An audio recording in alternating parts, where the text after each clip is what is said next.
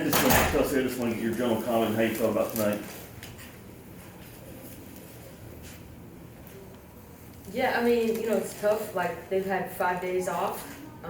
We're playing our 7th game in 14 days. I was frustrated at myself. I felt like I didn't have any legs. They did a great job defensively.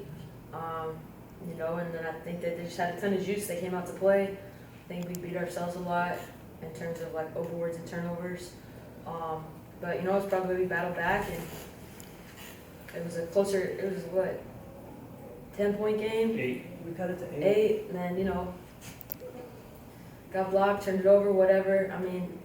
You have to give them a lot of credit. I thought they did a great job, and we'll be back here in 10 days, so, we have things to work on.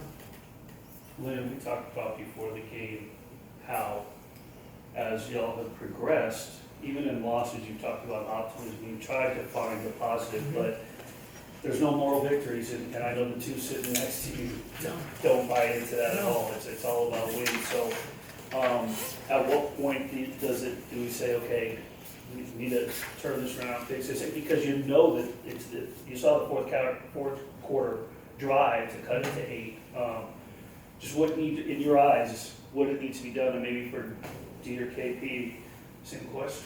Yeah, I think we're this close, right? I'm not saying we're this close to winning tonight. I'm just saying, like, I feel like our team is really, really close.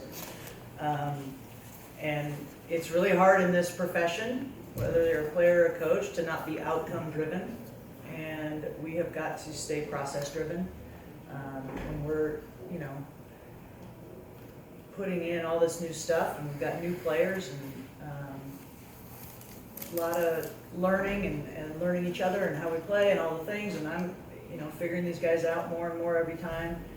We just have to stick to the process, and that is not me being like, it's okay. Like, I'm not okay with losing. Right.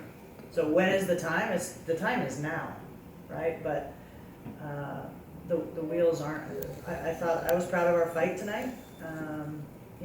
What KP said is exactly right. Like, they had 4 days to prep for us. They were motivated. They were fresh. And the schedule kind of has been tough for us. Like, us and Washington have had the most games to start, and that part's hard. It's not a practicing league anyway, but we really have not had any. And I think some of our execution, some of our I'd love to be able to put in some things. We just haven't had time. So when I talk about process, that's what I mean. And just the season's young, but we gotta fix it. But they're playing really hard, and there was no quit tonight. And I know that sounds dumb, but it's the truth. I thought our bench had their best game tonight, collectively, and so we gotta keep chopping wood, and eventually the tree falls. And I feel like we're this close. Dearica?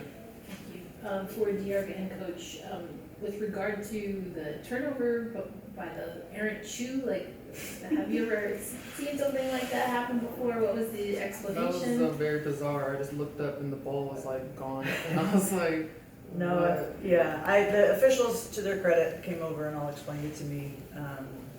They'd never seen anything like it either, but apparently the rule is She has to be in the shoe. just be in the shoe. But it's just like it's part of the floor. So if it were to bounce off an official's leg or whatever, it's still, so none of them had ever seen it. I'd never seen it. I got my technical. Just when I was dribbling on my head up. She wasn't looking down. Yeah, that was weird. For sure. I also wanted to ask you a little bit about Sarah Ashley and coming into this team and the role that she's played early on. Yeah,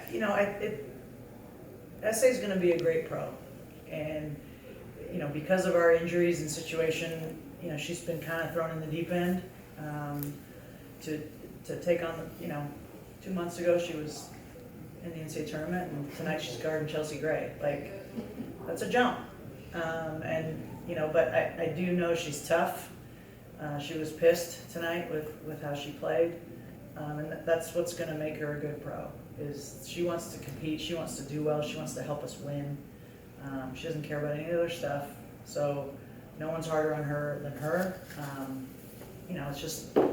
it's just a learning experience and it's trial by fire for her. We'll go to Zoom for 2 questions in Fantasy TV. Hey, can we go? Yeah, go ahead.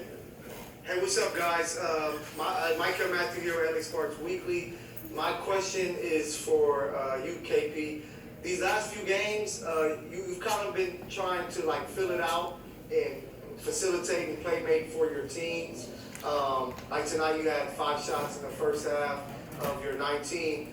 Has there been any thought of like, okay, maybe I have to come out a little more aggressive early scoring just to get the offense going to help us try to, be in these games early on? I mean, if you watch the first quarter, the face guarded me the entire possession, so I think that you got to come out and see what the defense is doing and try to take advantage of it. And I was really proud. I thought Odyssey came out. She was aggressive. I think the thing is, as we continue, like Coach said, to get more cohesion and stuff, the best thing that I can do is set screens, move without the ball, get my teammates open, and the defense then has to adjust. I definitely came out more aggressive in the third, but that was just more because I felt like, I was trying to make something happen.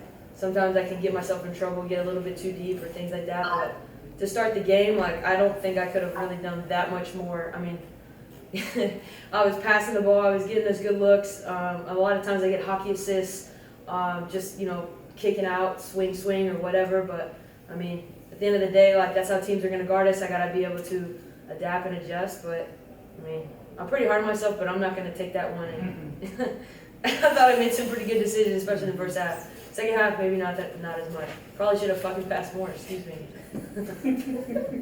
One last question from Fantasy TV.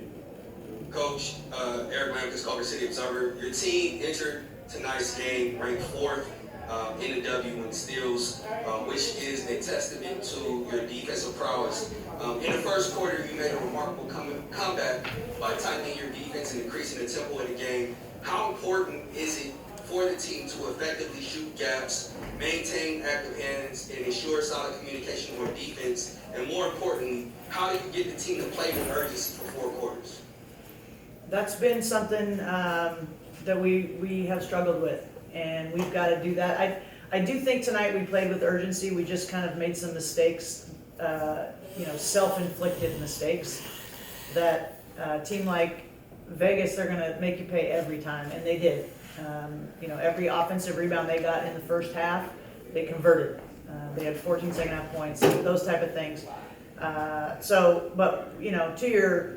the first part of your question, I think when we do what we're supposed to do on defense, when we're pressuring, when we're in the gaps, when we've got a good, our rotations, we can be really effective because we've got some good athleticism, and D and Azare are tough because they're so long and athletic.